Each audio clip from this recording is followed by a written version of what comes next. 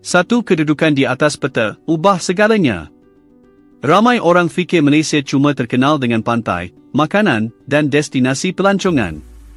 Tapi ada satu rahsia besar yang jarang orang sedar, kedudukan geografi Malaysia ini sebenarnya antara yang paling bertuah di seluruh dunia. Dan bila anda faham sebabnya, anda akan pandang negara ni dengan cara yang berbeza selepas ni. Boot Web. Sebelum kita teruskan, sila subscribe supaya anda tak terlepas semua perkongsian penting saya. Tulis "I subscribe" di ruangan komen, dan saya sendiri akan sambut anda ke dalam komuniti ini. Baik, jom kita mula. Okey. Mari kita mula dengan sesuatu yang ramai orang tak pernah fikirkan, kenapa kita hampir tak pernah dengar tentang taufan besar atau gempa bumi dahsyat melanda Malaysia. Kalau anda pernah tonton berita tentang negara jiran kita kena ribut taufan, atau negara di lingkaran api Pasifik bergegar dengan gempa bumi yang musnahkan bandar dalam sekelip mata, anda mungkin tertanya-tanya, kenapa Malaysia jarang sekali alami benda macam ni? Jawapannya terletak pada kedudukan geografi. Malaysia terletak di kawasan yang agak terlindung daripada laluan utama taufan Pasifik. Pulau Borneo di sebelah timur berfungsi macam perisai semula jadi yang menghalang ribut besar daripada terus melanda semenanjung. Dan dari segi geologi, Malaysia juga terletak agak jauh daripada garis sempadan plat tektonik yang paling aktif di lingkaran api Pasifik. Apa maksudnya untuk rakyat biasa? Ia bermakna kos membina rumah dan bangunan di Malaysia jauh lebih murah berbanding negara yang perlu bina struktur tahan gempa atau tahan ribut. Bandar-bandar boleh berkembang dengan lebih stabil. Pelaburan asing rasa lebih yakin untuk masuk, sebab risiko bencana alam besar jauh lebih rendah. Tapi ini hanya permulaan. Sebab ada satu kelebihan geografi Malaysia yang jauh lebih besar, dan ia bukan sekadar tentang cuaca atau gempa bumi. Ia tentang sesuatu yang kawal pergerakan dagangan separuh dunia. Dan masa skim keadaan jadi lebih menarik. Bayangkan satu laluan air. Lebarnya, pada titik paling sempit, cuma kira-kira 2.7 km, lebih kurang panjang kapal kontena besar zaman sekarang.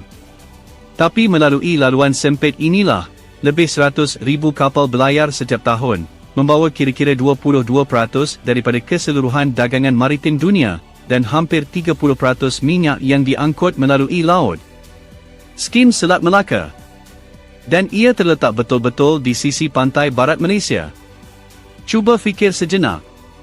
Minyak dari Timur Tengah yang nak ke China, Jepun, atau Korea Selatan, kebanyakannya mesti lalu melalui selat ni.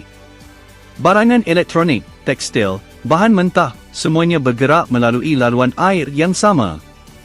Kalau Selat Melaka ni satu negara dengan nilai barangan yang lalu setiap tahun, ia akan tergolong dalam kalangan ekonomi terbesar dunia.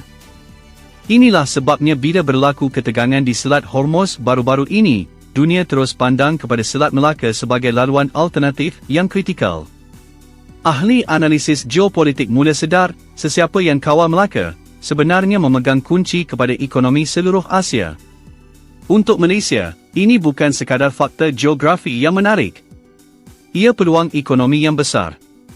Pelabuhan-pelabuhan di sepanjang pantai barat berkembang maju kerana kedudukan ni. Industri perkapalan, pembaikan kapal, penyimpanan minyak, semuanya wujud sebab lokasi strategik ni. Ramai pekerja, dari juruteknik pelabuhan sampai jurutera marin, menyara keluarga mereka kerana wujudnya laluan dagangan ini di depan pintu rumah mereka. Tapi ada satu bahaya yang jarang orang sedar tentang kedudukan strategik ni, bila anda jadi penting kepada dunia, anda juga jadi sasaran perhatian dunia. Keselamatan maritim, lanon, dan persaingan kuasa besar semuanya jadi isu yang Malaysia perlu uruskan dengan berhati-hati. Untungnya, dengan kerjasama patroli bersama Indonesia, Singapura, dan Thailand, ancaman lanon yang pernah membimbangkan pada awal tahun 2000 berjaya dikurangkan dengan ketara. Apa yang anda boleh buat dengan maklumat ni? Kalau anda dalam bidang perkapalan, logistik, atau perdagangan antarabangsa, faham kepentingan Selat Melaka ni bukan sekadar fakta geografi, tapi peluang kerjaya dan perniagaan yang sebenar. Tapi tunggu. Sebab kelebihan geografi Malaysia tak berhenti di laut sahaja.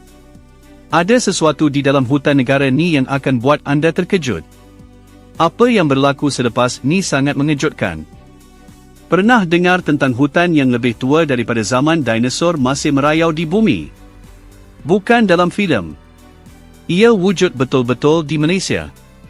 Taman negara, yang merentasi negeri Pahang, Kelantan, dan Terengganu, dianggarkan berusia lebih 130 juta tahun.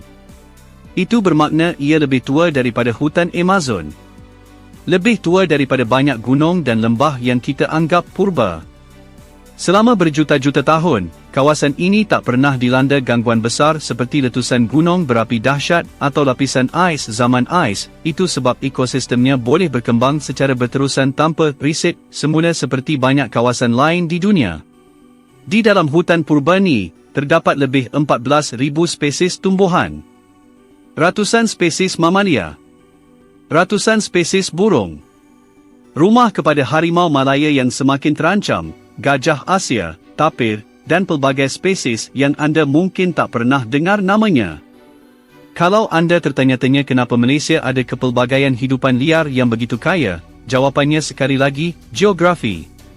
Kedudukan di garis khatulistiwa bermakna cuaca panas dan lembap sepanjang tahun, sempurna untuk pertumbuhan hutan tropika yang padat. Kombinasi ini buatkan Malaysia digolongkan sebagai salah satu daripada 12 negara megadiversity di dunia, satu kelab eksklusif negara-negara yang memegang sebahagian besar kepelbagaian hayat seluruh planet ini. Bayangkan ini, setiap kali anda jalan masuk ke dalam taman negara, anda sebenarnya melangkah masuk ke dalam muzium hidup yang telah wujud lebih lama daripada hampir semua tamadun manusia. Piramid Mesir lebih muda daripada hutan ni. Banyak gunung yang kita anggap kekal lebih muda juga. Tapi kekayaan alam sebegini bukan tanpa cabaran. Pembalakan, pembangunan, dan perubahan iklim adalah ancaman sebenar kepada ekosistem purba ni.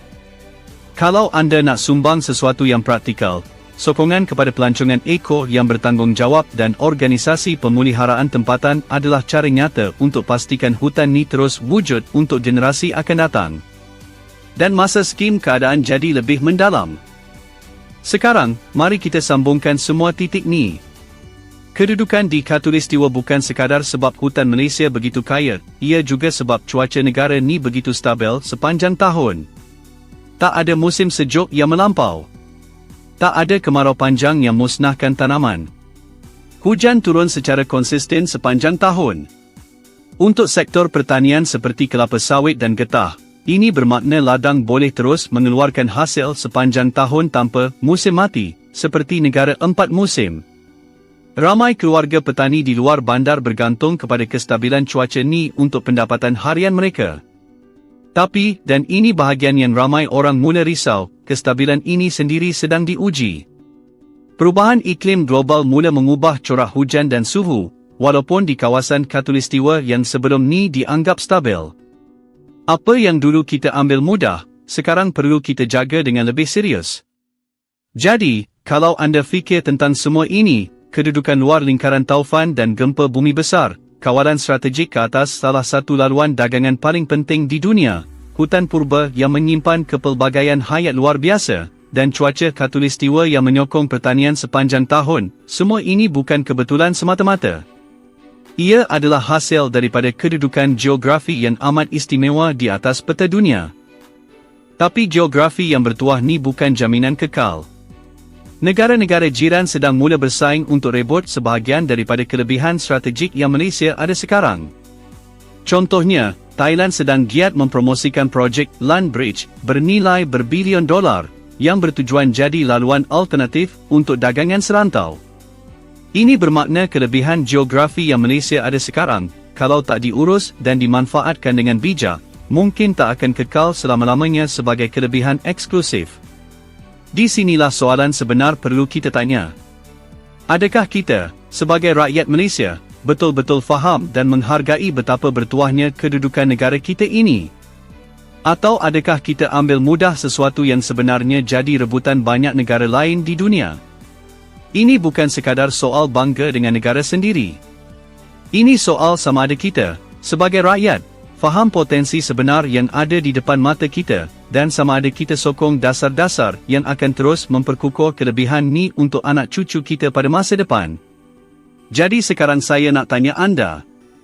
Daripada semua kelebihan geografi yang kita bincangkan hari ini, kedudukan selamat daripada bencana alam, kawalan ke atas Selat Melaka, hutan purba yang kaya dengan hidupan liar, atau cuaca khatulistiwa yang stabil, mana satu yang anda rasa paling kurang dihargai oleh rakyat Malaysia sendiri? Dan lagi penting, adakah anda rasa Malaysia sedang memanfaatkan sepenuhnya kelebihan geografi ni, atau kita sebenarnya membiarkan peluang ni terlepas begitu sahaja? Tulis pendapat anda di ruangan komen. Saya nak dengar pandangan anda. Sehingga video seterusnya, jaga diri, dan teruskan rasa bangga dengan negara yang kita panggil rumah.